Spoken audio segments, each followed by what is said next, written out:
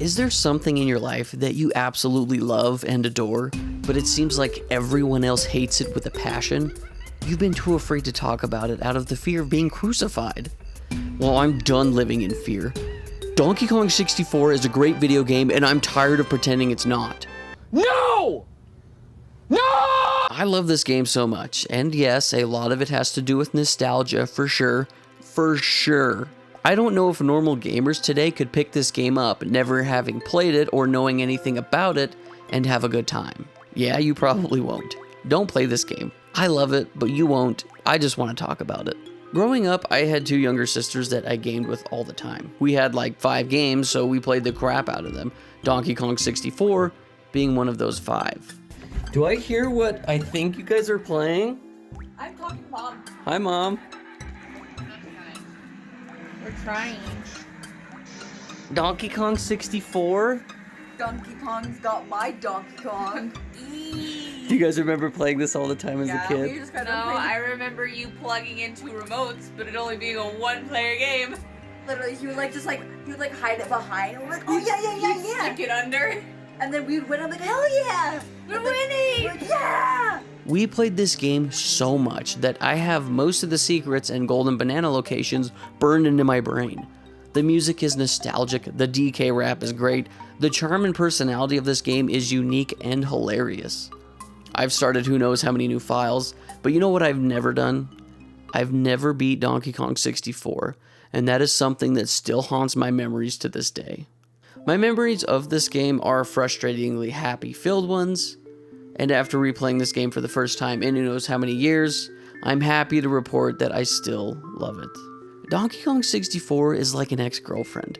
She has her quirks, parts about her that are just absolutely terrible. Everyone's telling you to just forget about her and move on and how bad she is for you and that you can do so much better. But you can't let her go because you had some pretty good times with her. The highs were high. The lows were horrifying. You got into fights where you just wanted to snap her in half. But you didn't, because she is a beautiful little yellow cartridge. This game brings out some emotions. Donkey Kong 64 starts off in a cutscene showing King K. Rool driving this massive ship right next to this giant head of Donkey Kong. He wants to kill everyone, this time not just steal the bananas. He kidnaps all the Kongs except Donkey, and it's up to him to save the day by collecting and platforming. You spend the first few worlds learning about all the different things to collect. Yeah, there's a lot the internet is quick to tell you. I'm sure if you know nothing about this game, the amount of collectibles is something you do know. You also have to rescue the rest of your Kong brethren so that they can help you on this quest to collect things so that you can free K. Lumsy, this big gamer locked in this cage, so he can help you defeat K. Rool. So let's talk about the donkey in the room. He's wearing a tie, what the There is a lot to collect in this game. Golden bananas, colored bananas, medals, coins, crowns, blueprints, keys, fairies. Golden bananas are the main collectible that allow you to enter each world. There is a bee locker that bee-locks each world. Show him the correct number of goods and he will get out of your way. There are 5 golden bananas for each Kong in each stage, so 25 in total per level. These can be collected in a number of ways, mostly revolving around a puzzle or task to perform. Some of these were a real treat, like the minecart ones I always enjoyed. Sometimes you do a Simon Says minigame or race a car gamer. Sometimes you grow big and beat the sheet out of monsters. Sometimes you have to do stupid barrel minigames. Not all of these were dumb. Some had you shooting Kremlings, but the 2 worst, by far, were the Slap the Mosquitoes and Beaver Bother, oh dear God.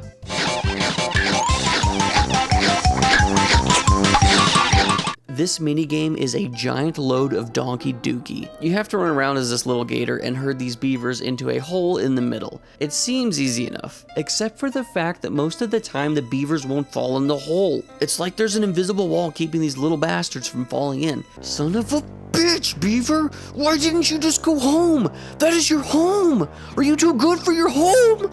Answer me! The beetle races also sucked too. The beautiful thing about Donkey Kong 64 is you don't have to collect all the golden bananas. You only need 100 bananas to beat the game, so don't 100% this one. Not only are there super easy golden bananas to get, there are also freebies throughout each stage by collecting each Kong's blueprint from the Kasplats. Just find them, kill them, and take the blueprint to Snide's place. There are 40 of these, so if you collect all of those, you really only need to get 60 more from all the levels. Colored bananas are another collectible that each Kong has been assigned. Donkey is yellow, Diddy red, Tiny purple, Lanky blue, and Chunky green. You have to collect these so you can fight the boss in each stage by feeding this fat hippo so he can weigh more than the fat pig, so the fat pig can then open the door taking you to the boss. The boss fights were fun for me even back when I was a kid. I think the Jack in the Box was probably the hardest for me, but this time around I didn't really have any trouble with any of them. I also used save states.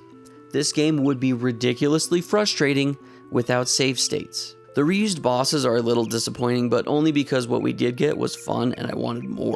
The fairies you don't have to collect to beat the game, the crowns you only need 4, the banana medals you only need 15. The point I'm getting at is, yes, there is a ton to collect in the game, but you don't need it all to beat the game. I've always stated that the more collectibles in a game placed throughout the world is better for the average player, because they won't get everything.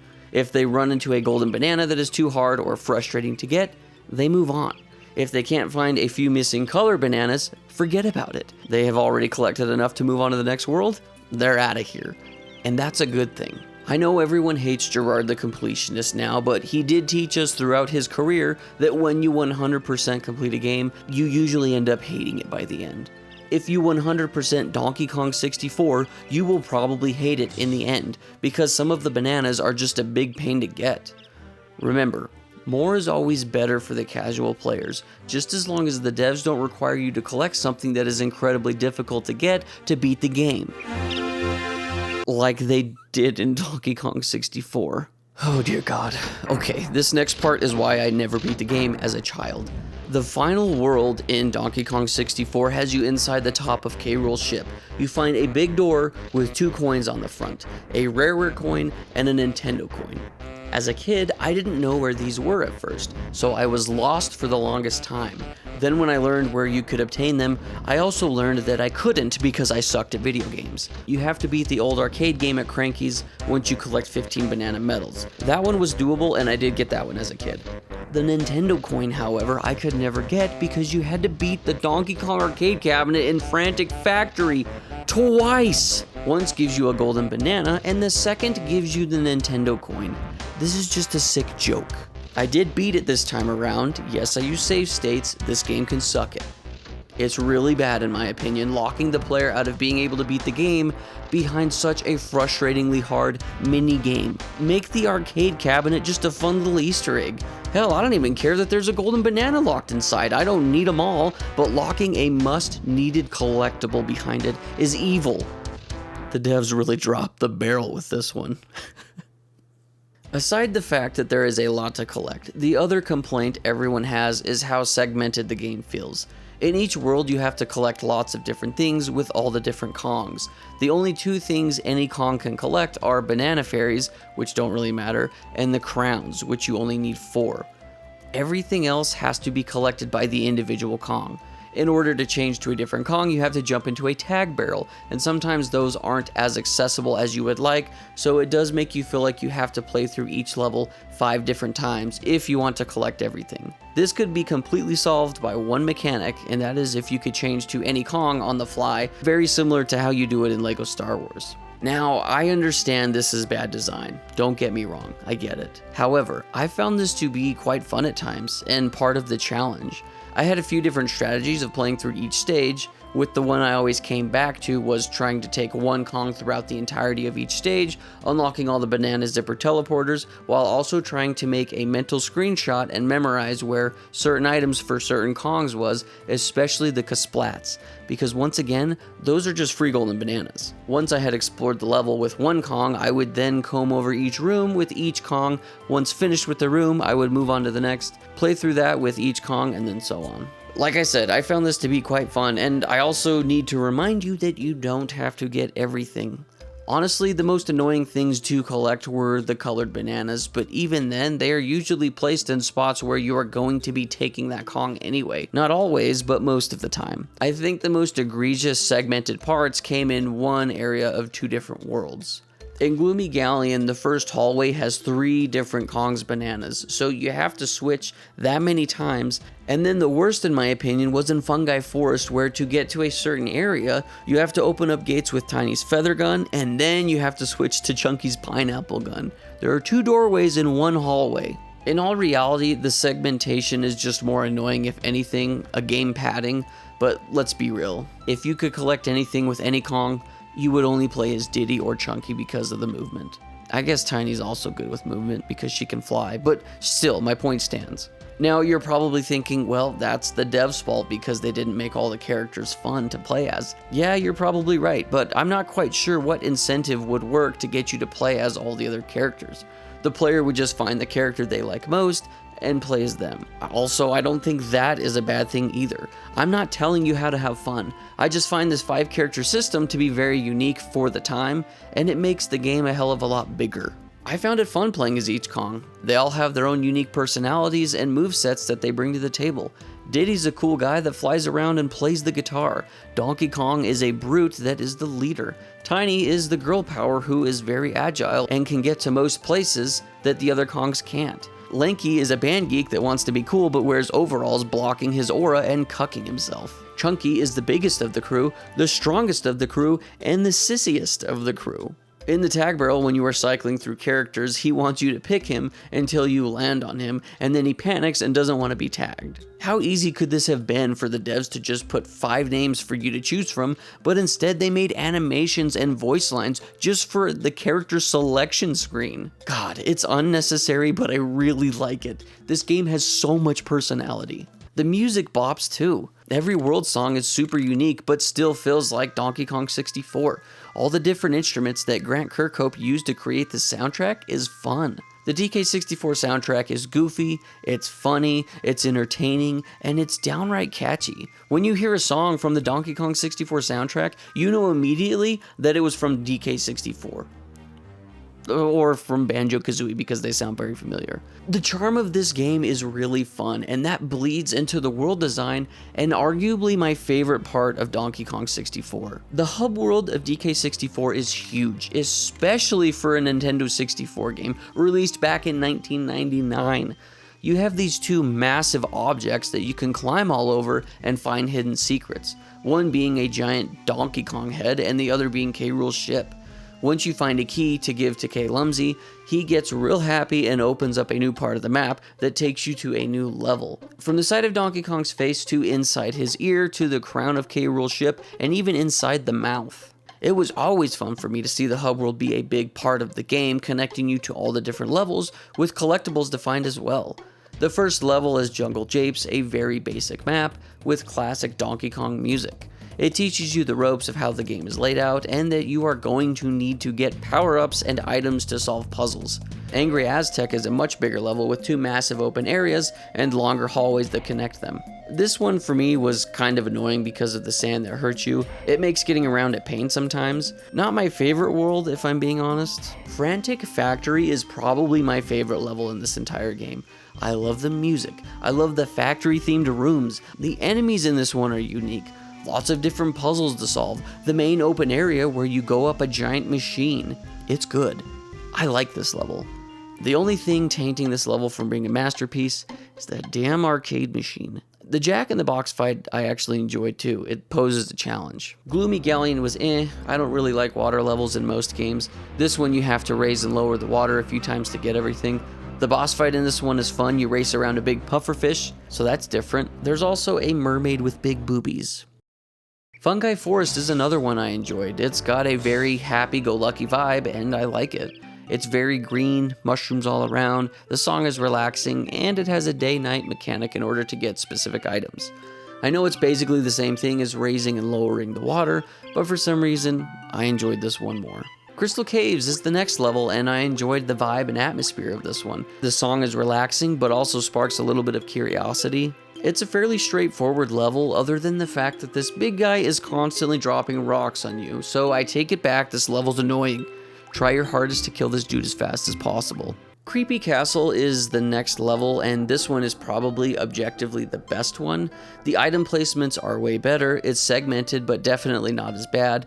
The entire level goes up, you find the banana teleporters at the bottom, and as you progress up the tower you find the other pads. I also enjoy the creepy vibe of this level. The final world is Hideout Helm. This one has you doing 2-barrel mini games with each Kong so that you can shut down the death ray that K. Rool wants to blast you with. This is also the world that houses the final golden key that I could never obtain as a child.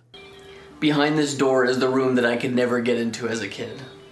This is the first time I've ever been past this door.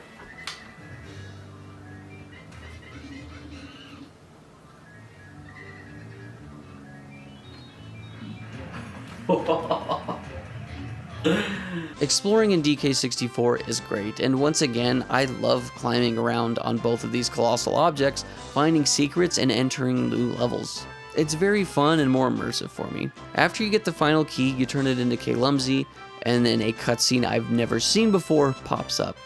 K. Lumsy is this massive titan of a character, and he slaps K. Rool out of the air, crashing his ship into DK Island.